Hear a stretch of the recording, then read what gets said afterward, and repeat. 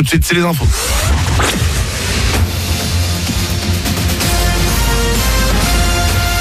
Toute l'actu sur Monaco Menton avec Frédéric Plat. Bonjour, on a encore pas mal de nuages, voire même un peu de pluie ou de la neige de Menton à Tende, mais très vite, le soleil va reprendre le dessus. En revanche, un petit pull ne sera pas de trop cet après-midi, seulement 14 degrés vont s'afficher au meilleur. C'était la météo sur Énergie avec le Tage, restaurant indien à Menton, en livraison à domicile et vente à emporter. Alors que Monaco a enregistré lors du week-end pascal son 30e décès de la Covid depuis le début de la pandémie, encore plus de 400 étaient à déplorer sur la seule journée d'hier en France, 13 dans les Alpes-Maritimes ces dernières 24 heures. La pression hospitalière reste évidemment forte. La journée d'hier a aussi été marquée par des gros bugs sur les sites d'enseignement à distance comme celui du CNED. Les Alpes-Maritimes, parmi les départements les moins touchés, n'ont tout de même pas été épargnés, notamment dans quelques foyers mentonnais.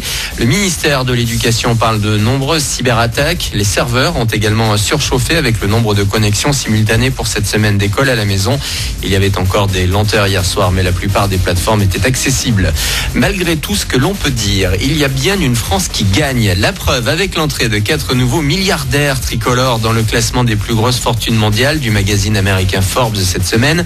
Il y a notamment Stéphane Bancel, 48 ans, le PDG de Moderna, né à Marseille, qui vient de mettre au point un vaccin contre la Covid. Il est à la 23e place avec environ 3,5 milliards d'euros.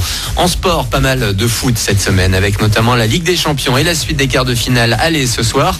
Paris se déplace à Munich pour affronter le Bayern et ses nombreux Français. Neymar et Mbappé vont débuter. Coup d'envoi à 21h pour la revanche de la finale de la saison passée. Hier, Manchester City et le Real Madrid se sont imposés respectivement face à Dortmund et Liverpool. Pas la plus belle des victoires, mais victoire tout de même hier pour l'AS Monaco. Nos Rouges et Blancs se sont une nouvelle fois imposés face à Metz après la Ligue 1 ce week-end. C'était cette fois en 8e de finale de la Coupe de France. Il a fallu aller jusqu'au tir au but. Djibril Sidibé est satisfait de sa soirée. On a marqué 1 des 5 à 4 pour les Monégasques. À partir du moment où je suis sur le terrain, je suis heureux. Maintenant, c'est un schéma qui est différent. Fallait s'adapter, c'était un peu compliqué au début, mais voilà. Le coach me demande d'avoir une certaine stabilité dans l'axe pour protéger notre défense. Voilà, il y a pas mal de jeunes dans l'équipe. Et puis on essaye de trouver un équilibre en attaquant plus à gauche, parfois à droite, mais voilà, tant qu'on a un équilibre et qu'on gagne les matchs, donc je prends. On sait tous que la France est symbolique en France. Maintenant, voilà, on le sait entre nous, il reste 2 matchs, donc il y a le championnat. On ne sait pas où on va atterrir, mais voilà, on est focus sur le travail. Mais maintenant, cette coupe-là, on veut vraiment aller au bout, mais ça passe par le travail et beaucoup d'humilité. 5-4 donc pour l'ASM face à Metz hier soir. Les Monégasques connaîtront leur adversaire pour les quarts demain et le match devrait se jouer dans 2 semaines. Puis en basket, victoire aussi des Monégasques. La Roca Team s'est imposée hier soir pour sa première demi-finale Eurocup face à Gran Canaria, 82-77.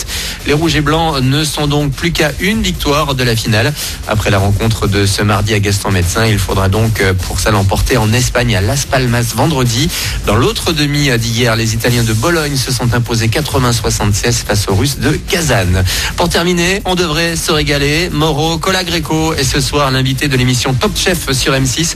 Le chef du Mirazur à Menton, 3 étoiles au Michelin, va mettre les candidats à l'épreuve sur le thème du plat engagé pour la défense de l'environnement. Ça va se passer depuis le ministère de la Transition écologique et ça commence à 21h05 sur M6. Voilà pour vos infos. Bon début de journée avec Manu.